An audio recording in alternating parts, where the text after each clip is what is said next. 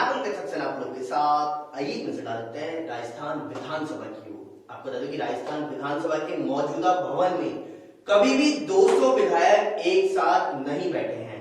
बीते कुछ दिनों में 3 विधायक हमारा साथ भी छोड़ करके चले गए हैं। आपको बता दूं कि कैलाश त्रिवेदी, भंवरलाल मेघवाल का बीते कुछ दिनों पहले ही निधन हुआ था, लेकिन अभी हाल ही में किरण माहेश्वरी का भी निधन हो गया। इन सभी घटनाओं से एक बात तो साबित हो गई कि विधानसभा की नई इमारत में कुछ तो ऐसी बात है जिसकी वजह से कभी भी 200 विधायक एक साथ विधानसभा के अंदर नहीं दिखाई दिए हैं। जिस विधानसभा में टोने टोटके, कुरीतियां, अंधविश्वास जैसी कुप्रथाओं को तोड़ने के कानून बनाए जाते हैं, वहीं विधानसभा में विधायक भूत प्रेतों की आशंका भी जता रहे हैं। साथ ही आपको बता दूं तो नजर डालते हैं उस ओर कि जब विधायक विधानसभा के अंदर पहुंचते हैं तो उनकी संख्या 200 क्यों नहीं होती। आखिर विधायकों का कहना यह भी क्यों होता है कि इस विधानसभा में भूत प्रेतों का साया है। आखिर विधायक उस विधानसभा के अंदर 200 की संख्या पूरी क्यों नहीं कर पाते। तो आइए एक नजर डालते हैं पूरी रिपोर्ट की ओर।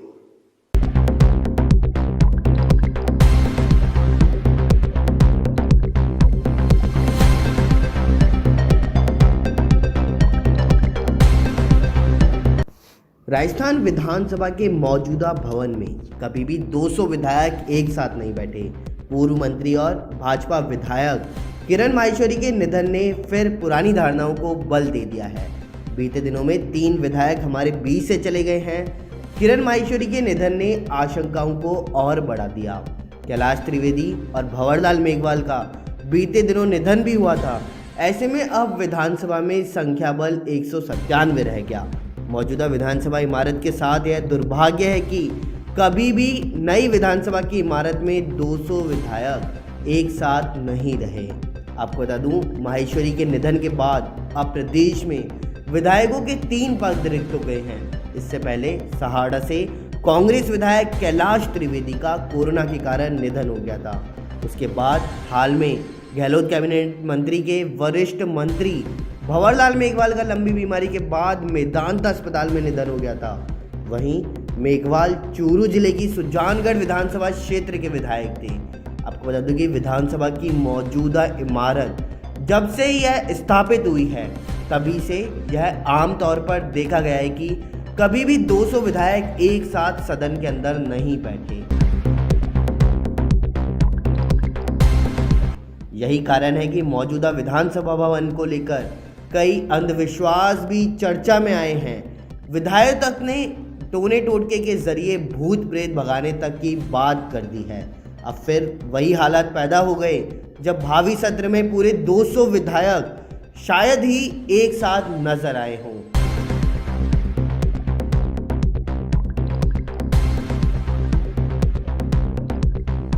किरण माहेश्वरी का दुनिया से चले जाना सियासी हलकों में सवाल भी छोड़ चुका है। फिर चर्चा में आ गई विधानसभा की मौजूदा इमारत। यहाँ के बारे में कहा जाता है कि कभी 200 विधायक एक साथ नहीं बैठ पाए। बीच कार्यकाल में दिवंगत होने का सिलसिला नई विधानसभा की शुरुआत से ही जारी है। गहलोत सरकार के निर्माण के बाद जब विधानसभा का पहला सत्र बुलाया गया था, उससे पहले ही तय हो चुका था कि 200 विधायकों के पूरी तरह सदन में नहीं बैठने का इतिहास टूटने वाला नहीं है। जी हाँ, 200 विधायकों के पूरी तरह सदन में नहीं बैठने का इतिहास टूटने वाला नहीं है। कारण साफ है। रामगढ़ विधानसभा का चुनाव होना बाकी रह गया था। रामगढ़ विधानसभा का चुनाव होने के बाद विधायकों की संख्या पूरी तो हो गई, लेकिन तभी आ गए लोकसभा के चुनाव। मौजूदा विधानसभा के 2 विधायकों ने लोकसभा का चुनाव लड़कर के जीत लिया और सांसद भी बन गए। अब हनुमान बेनीवाल और नरेंद्र खीचड़ विधायक की जगह सांसद बन चुके हैं। दोनों ने ही राज्य विधानसभा का सदस्यता भी त्याग दी थी। साथ ही आपको बता दूं कि भूत प्रेतों को लेकर के खुद विधायकों ने भी आगे चल कर के आशंका जताई है।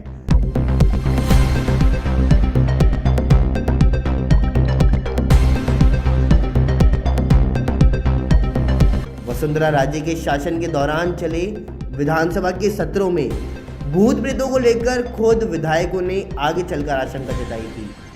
जब नाथद्वारा विधायक कल्याण सिंह चौहान का निधन हुआ था, तब उस समय के विधायक हबीबुर्रहमान समेत कुछ विधायकों ने यह तक कह दिया था कि विधानसभा पर बुरी आत्मा का साया है।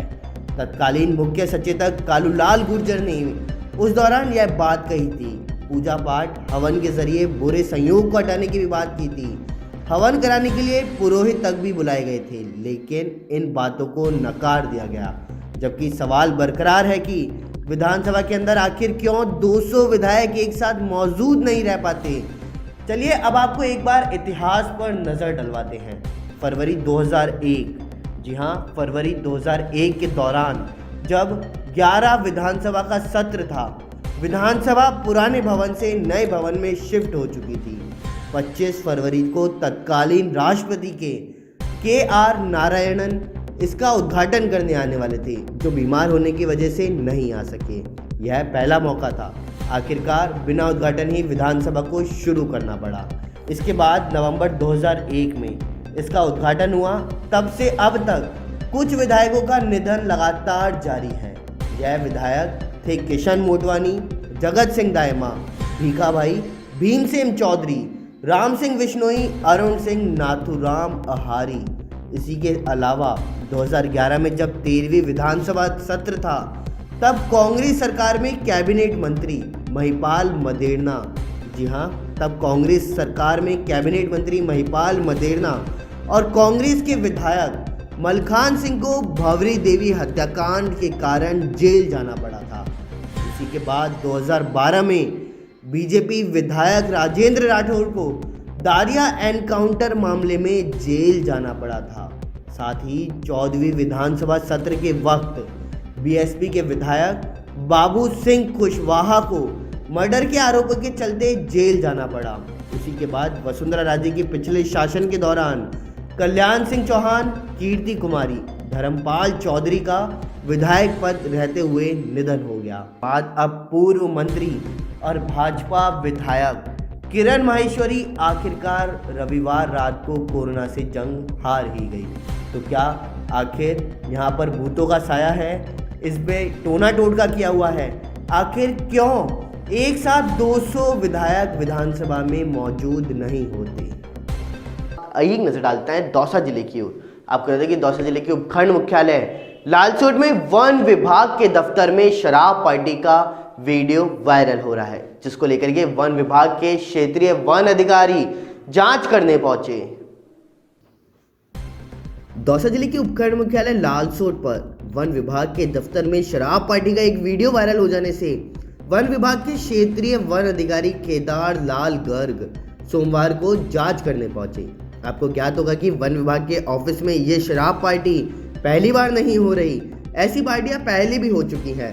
लालसोट वन विभाग की ऑफिस को शराबियों का अड्डा भी कहा जाए तो ये शब्द कम होंगे।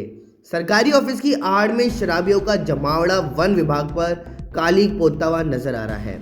वहीं क्षेत्रीय वन विभाग अधिकारी जांच करने तो पहुंचे, मगर अपने कर्मचारियों को बचाने में भी जुटे रहे। सभी कर्मचारियों के रिश्तेदार पर बाहर के लोगों की पाबंदी लगाते हुए घटना की पुनरावृत्ति नहीं होने का मीडिया कर्मियों को विश्वास दिलाया। क्षेत्रीय वन अधिकारी केदार लाल गर्ग ने बताया कि वन विभाग के कर्मचारी के रिश्तेदार किसी शादी में जा रहे थे। उस दरमियान कर्मचारी के रिश्तेदारों का फोन आया कि हम आपसे मिलना चाहते हैं, लेकिन कर्मचारी वन विभाग के ऑफिस में नहीं होकर कहीं बाहर गया हुआ था। रिश्तेदारों को वन विभाग में कर्मचारी के द्वारा बुला लिया गया, मगर कर्मचारी के रिश्तेदारों ने धोखा किया और शराब पार्टी करने लग गए। वीडियो वायरल हो जाने से कर्मचारियों को पाबंद कर दिया गया और भविष्य में ऐसी घटना की पुनरावृत्ति नहीं की जाएगी। क्या मामला था? ये तो आपके चैनल से ही पता लगा है कि यहाँ पर कोई शराब पार्टी करते हुए आपने शूट किया है। कुछ बाहर के आदमी आ गए थे। एक्चुअली में बात ये थी कि हमारे जो सर्वेयर हैं वो फील्ड में सर्वे करने आए थे, तो उनको शादी में सवाई माधोपुर जाना था। उनके कुछ मित्र, दो साथी जयपुर से आए हुए थे, तो उन्होंने हमारे यहाँ जो चौकीदार है ब्रिजमोहन, उसको ये टेलीफोन करके कहा कि भाई ये तो मेरे गेस्ट हैं, इनके साथ ही मैं शादी में जाऊंगा, और मैं फील्ड का काम निपटा के चलूँ। गुड फेथ में वो कल छुट्टी के दिन भी हमारा फील्ड का काम निपटा रहे थे। तो उनको ऊपर एक गेस्ट हाउस है जहाँ बनपाल फर्स्ट का नाका का वो लगा हुआ है, वहाँ उनको ठहरा दिया था और ठहरा करके ये अपने काम में लग गया। अब मेहमानों ने हमारे साथ धोखाधड़ी कर दी कि वो पीने खाने लग गए थे, मतलब वो कुछ इस तरह का आपने जो वीडियो शूट किया है उससे, और उसकी जैसे आपके चैनल के माध्यम से हमें जानकारी हुई है। और पहले भी यहाँ एक वाकया हुआ था, इसमें कोई दोहराय नहीं है। उसके लिए हमारे प्रशासन ने कार्रवाई भी की थी, उसको सस्पेंड किया था फॉरेस्टर को, और यहाँ से उसको APO भी करके महुआ लगा दिया, मतलब निलंबन काल में उसको यहाँ से हटा भी दिया था। और अभी भी ये कार्रवाई हुई है, इसमें एक्चुअली में सीधा स्टाफ तो इन्वॉल्व नहीं है, तो जो चौकीदार है उसके साथ भी धोखाधड़ी हुई है। जैसे मैं ही अभी आप या आप ही मेरे पास मिलने आ जाते हो तो मैं कहूँगा 2 घंटे के लिए इनको बैठा लो। फिर भी हम इसमें अब आगे स्टाफ को इतना पाबंद कर देंगे कि चाहे कोई गेस्ट आओ, चाहे कोई XYZ स्टाफ आओ, वो यहाँ किसी भी तरह का इस तरह का कोई भी काम नहीं करेगा। सर मैं आपसे पूछ रहा हूँ कि आप तो अपने स्टाफ को बचाने में जुटे हुए हो, कैसे नहीं है इन्वॉल्व जब आपके यहाँ पे इस विभाग के अंदर, ऑफिस के अंदर आपके एक तरफ ये कह रहे हो कि रिश्तेदार आए हुए थे चौकीदार की, ठीक है, जब उनको पता है रिश्तेदार आए हुए थे तो बाहर से बोतलें भी आई है, सब कुछ आया है, तो फिर आप कैसे कह सकते हो कि हमारे साथ धोखाधड़ी हुई? नहीं, धोखाधड़ी तो रिश्तेदारों को ऐसा नहीं करना था ना, वो मतलब उनको किसी दूसरी जगह जहाँ हमने ठहरा दिया जी। कोई भी, मैं जयपुर जू में रहा हूँ 3 साल जी, और वहाँ जू में बहुत लोग मेरे पास में जाते थे, और उनको क्या है कि हम चाय पानी मैं कहता भी था भैया चाय पानी पिलवाना स्टाफ को, और जो मेरा कमरा था ऊपर में मेरा रेजिडेंस था। मेरा सवाल ये आपसे कि रिश्तेदार तो है ही है, लेकिन इन्वॉल्व तो आपके वो हुए ही हैं। नहीं, देखो इन्वॉल्व नहीं कह सकते, ठीक है, हम मान रहे हैं इस चीज को, हमारे साथ धोखाधड़ी हुई है रिश्तेदारों के द्वारा। जो हमने गेस्ट हैं उनको गेस्ट समझ के जो आहू भगत की, उनको सम्मान दिया। अब आगे ये है कि अब हम गेट से बाहर कर देंगे, किसी को मेहमान ठहरा। क्या कार्रवाई की इन पे आपने? नहीं, कार्रवाई के लिए तो हम पूरी जांच कर रहे हैं, इसमें जो भी यहाँ स्टाफ है तो DFO साहब को लिखेंगे। IPS में प्रमोशन को लेकर के बड़ी खबर सामने आई है। आपको बता दूं कि RPS से IPS में प्रमोशन को लेकर बोर्ड बैठक होगी। जी हाँ, UPSC में 12 बजे होगी बोर्ड बैठक। आपको बता दूं कि 5 RPS बनेंगे IPS। जी हाँ, 5 RPS IPS बनते हुए नजर आएंगे। साथ ही साथ मुख्य सचिव निरंजन आर्य, DOP सचिव हेमंत गेरा बैठक में मौजूद रहेंगे। आइए एक नज़र डालते हैं राजधानी जयपुर की ओर। आपको बता दूं कि आज journalist association of Rajasthan jar Jaipur के द्वारा दीपावली स्नेह मिलन समारोह मनाया गया। Journalist association of Rajasthan Jaipur jar द्वारा दीपावली स्नेह मिलन समारोह आज मनाया गया, जिसमें जार प्रदेश अध्यक्ष हरि वल्लभ ने ग्वार दीपक शर्मा और जाने माने पत्रकार सम्मिलित हुए। मुख्य अतिथि मनीष गुर्जर रही। दीपक शर्मा ने सब पत्रकारों, एक अनाथ बेसहारा होता है, काम होता है तो पत्रकारों को साथ लेकर चलता है, और जब काम पूरा हो जाता है तो उनको बेसहारा छोड़ दिया जाता है। इसलिए महापौर से अनुरोध भी किया कि कभी भी पत्रकार आपसे मिलने आए तो उनकी बात सुनी जाए, जिससे महापौर ने आश्वासन दिया कि हम सब मिलकर के साथ में कार्य करेंगे। और कुछ पत्रकारों ने महापौर से सवाल जवाब भी किए, जिसमें राजेश पत्रकार महापौर से कहा कि नीना वर्मा के पति की कोरोना काल में मृत्यु हो गई, इसके लिए उन्होंने सवाल भी उठाया। योजना चलाई थी, उन्होंने एक निर्मल भारत का सपना देखा था, वही उसी भावना को मैं लेके आगे जाऊंगी। हमारे माननीय मुख्यमंत्री अशोक गहलोत जी ने स्वच्छता भारत उसको नाम देके उसी मुहिम को आगे बढ़ाया है। मैं खुद गांधीवाद के तरीके से चलूँगी, मैं खुद वार्ड में जाऊँगी, अपने पूरे क्षेत्र में जाऊँगी और सफाई व्यवस्था को मैं खुद करूँगी। मुझे देखकर अधिकारी, कर्मचारी और जनता प्रेरित होगी, वो भी मेरा साथ देगी। मैं ऐसी भावना रखती हूँ। अपना कार्य उसने मुझे आश्वस्त किया है कि मैं बेहतर काम करूँगा, तो अभी मैं उसका काम देखूँगी, उसके बाद ही इस पर कोई रिएक्शन। हम अभी कोरोना काफ़ी से तैयार है। हमारी सरकार ने कोरोना काल को देखते हुए गाइडलाइंस पहले से दी हुई है। मास्क लगाएं, 2 गज की दूरी रखें, 144 धारा लगा दी गई है ताकि लोग बच सकें, ज़्यादा भीड़ भाड़ इकट्ठी नहीं हो। यही गाइडलाइन फॉलो करते हुए हम आगे चलेंगे। और जैसे ये महामारी है तो हम सब लोगों को मिलकर इसके लिए अवेयर रहना पड़ेगा, एक दूसरे को समझाना पड़ेगा और खुद समझना पड़ेगा कि ये इससे लड़ने के लिए हमें एहतियात बरतना चाहिए। दीपावली की बहुत बहुत आपको हार्दिक शुभकामनाएं। ईश्वर से यही प्रार्थना है कि आप चहुमुखी विकास करते हुए आगे बढ़ें और निगम से निकलकर विधायिका तक पहुंचें। राजधानी जयपुर से बड़ी खबर सामने आई है। आपको बता दूं कि खिलाड़ियों को आउट ऑफ टर्न नौकरी की सौगात है। जल्द ही सी कैटेगरी के खिलाड़ियों को मिलेगी नौकरी की सौगात। जी हाँ, सी कैटेगरी के खिलाड़ियों को नौकरी की सौगात मिलती हुई नजर आएगी। साथ ही साथ खेल विभाग को करीब 2000 आवेदन प्राप्त भी हुए हैं। आपको बता दूं कि सी कैटेगरी में करीब 450 खिलाड़ियों को मिलनी है नौकरी। ऐसे में विभाग की ओर से आवेदनों की स्क्रीनिंग का किया जा रहा है कार्य। आइए एक नजर डालते हैं दौसा जिले की ओर। आपको बता दें दौसा जिले के अंदर 5 घंटे में अपराध शाकिर को लालसोट पुलिस ने गिरफ्तार किया। लालसोट उपखंड मुख्यालय थाना पुलिस लालसोट ने 5 घंटे में अपराध शाकिर को दस्तयाब कर 2 मुलजिम को गिरफ्तार कर कामयाबी हासिल की है। आपको बता दूं मामला है लालसोट थाना क्षेत्र के श्रीजी होटल से शाकिर का किया गया था अपहरण।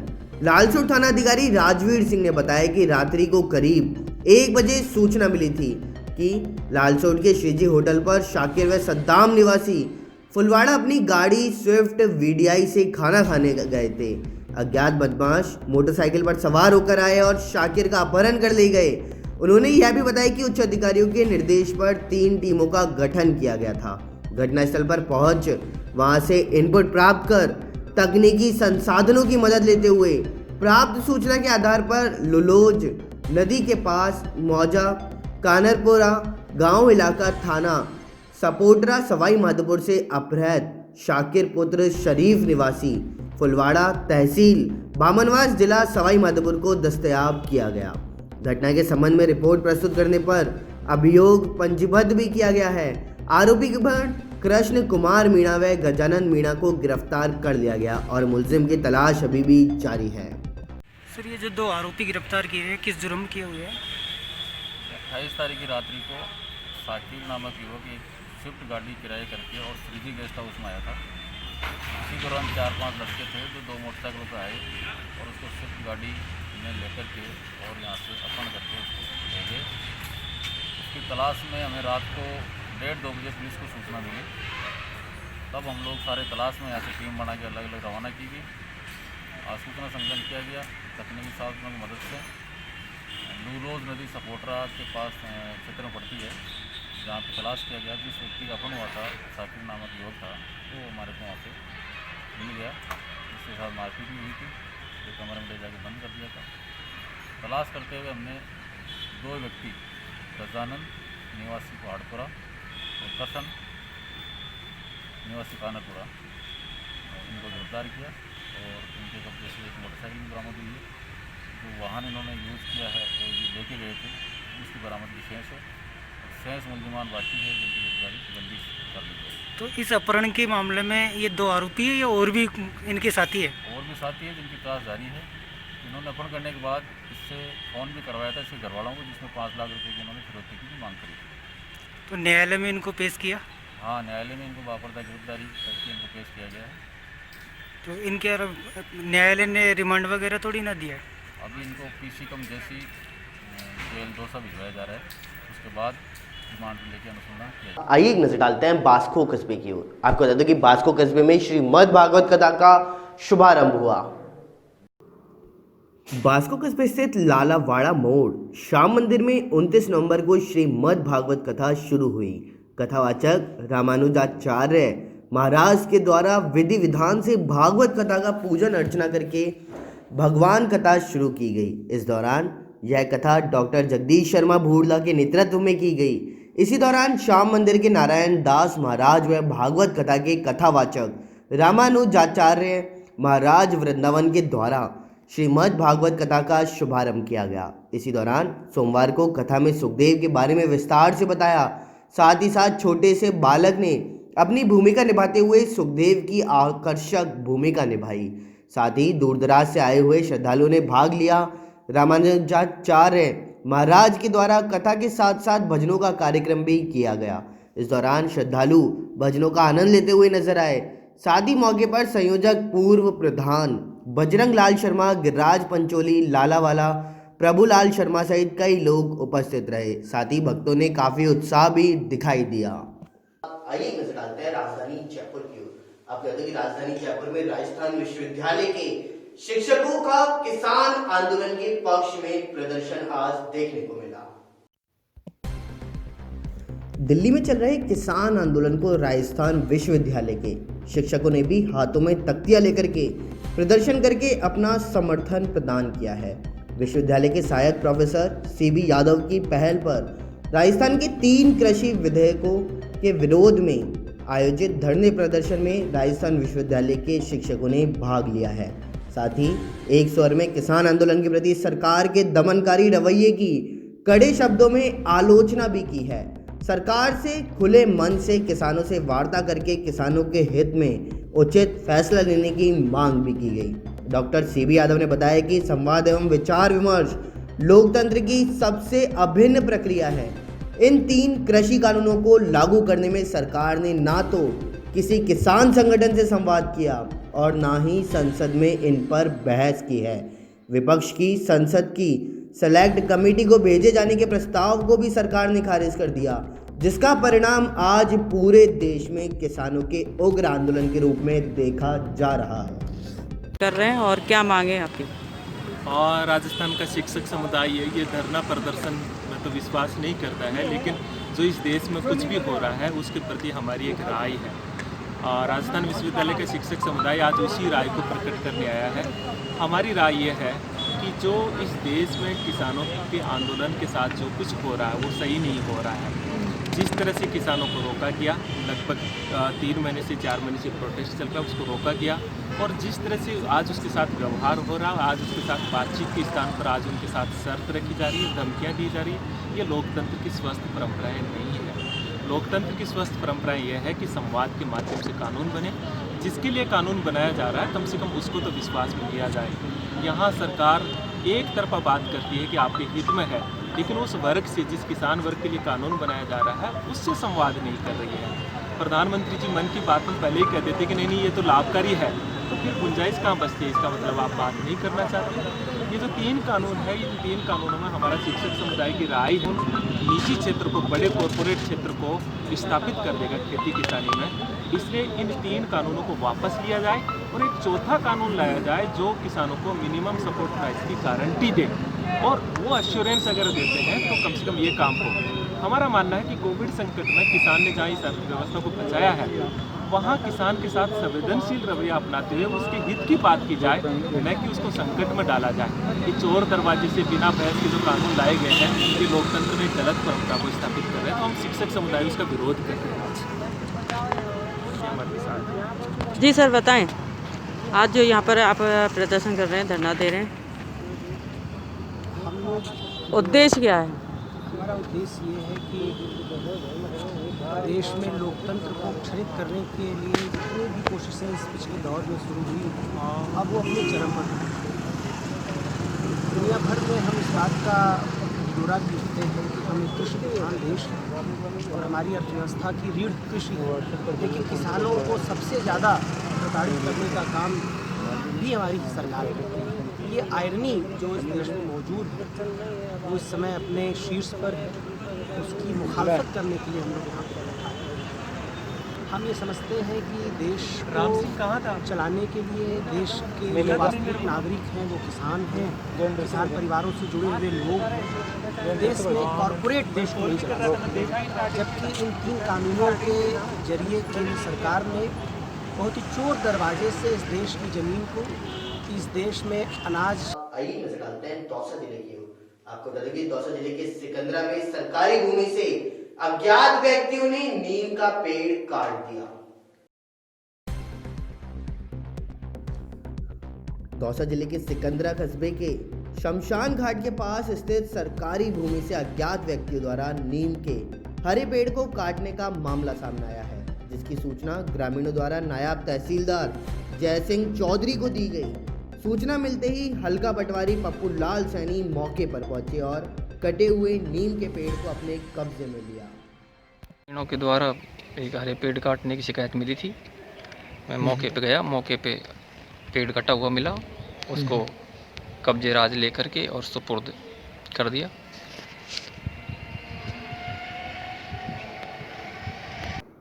इंसान और जानवरों के बीच आत्मीय रिश्ता कोई नई बात नहीं। बॉलीवुड की कई फिल्में भी इस पर बन चुकी है। ऐसे ही एक आत्मीय रिश्ते की वजह से इस बार निर्दलीय विधायक ओम प्रकाश हुड्डा चर्चा में है।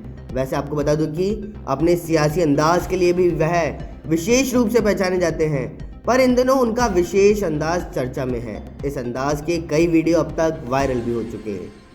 किरण माहेश्वरी ने अपने राजनीतिक सफर की शुरुआत उदयपुर से की थी, लेकिन बाद में उन्होंने राजसमंद जिले को अपना कर्म क्षेत्र बना लिया था। दुर्गा वाहिनी प्रमुख के रूप में किरण माहेश्वरी ने सबसे पहले अपना कार्य शुरू किया था। उसके बाद कश्मीर में निकलने वाली एकता यात्रा में भी उन्होंने महत्वपूर्ण भूमिका निभाई। किरण माहेश्वरी के सेवा कार्यों के प्रति जुनून और इच्छा शक्ति को देखते हुए बीजेपी ने उन्हें अहम जिम्मेदारियां भी सौंपी थी। बीजेपी ने उनको 1994 में पार्षद का चुनाव भी लड़वाया था। किरण माहेश्वरी ने पार्षद का चुनाव जीता और वे उदयपुर की पहली महिला सभापति चुनी गईं। पंचायती राज चुनाव के तीसरे चरण में आज प्रदेश के 21 जिलों में जिला परिषद और पंचायत समिति सदस्यों के चुनाव के लिए सुबह 7:30 बजे से मतदान शुरू हो गया है। मतदान शाम को 5 बजे तक चलेगा। प्रदेश के अजमेर, बांसवाड़ा, बाड़मेर, भीलवाड़ा, बीकानेर, बूंदी, चित्तौड़गढ़, चूरू, डूंगरपुर, हनुमानगढ़, जैसलमेर, जालोर, झालावाड़, झुंझुनू, नागौर, पाली, प्रतापगढ़, राजसमंद, सीकर, टोंक और उदयपुर जिले में ये चुनाव किए जा रहे हैं। भारतीय क्रिकेट टीम के पूर्व ओपनर वसीम जाफर ने भारत और ऑस्ट्रेलिया के बीच टेस्ट सीरीज से पहले स्टीव स्मिथ को एक मजेदार ट्रिप का ऑफर दिया है। जाफर ने स्मिथ को यह ऑफर तीसरे वनडे और अंतिम मैच से पहले दिया। भारतीय क्रिकेट टीम तीनों मैच की वनडे सीरीज के पहले दोनों मैच हारकर सीरीज गंवा चुकी है। अगले 3 महीने कड़ाके की सर्दी झेलने के लिए तैयार रहें। मौसम विभाग ने नीनो के प्रभाव के चलते हुए इस बार तापमान सामान्य से कम रहने की संभावना जताई है। मौसम विभाग ने चेता दिया कि देश भर में ला नीनो का पश्चिमी राजस्थान पर सबसे ज़्यादा असर पड़ेगा। इसके कारण पश्चिमी राजस्थान में सामान्य से 1 डिग्री और पूर्वी राजस्थान में 0.52 डिग्री तापमान कम रह सकता है।